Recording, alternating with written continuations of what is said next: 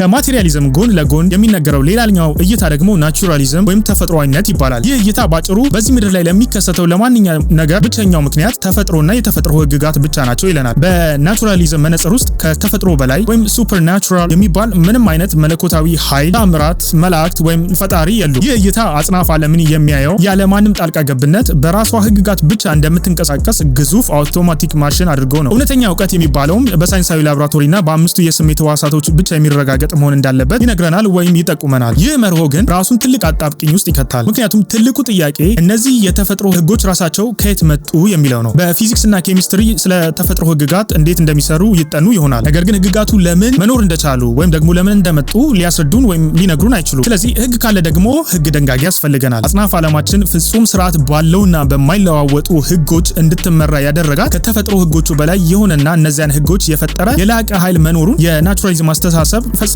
ሊክድ ወይም ሊያብራራ አይችልም። ምክንያቱም ተፈጥሮ ራሷን በራሷ ህግ ልትደነግግ አትችልም። እንደ ግራቪቲ ወይም ኒውክሊየር ፎርስ የተለያዩ አይነት መሰል ህጎች ዓለማችን ወይም አጽናፈ ዓለሙ የሚሰራበት ህግጋቶች አሉ።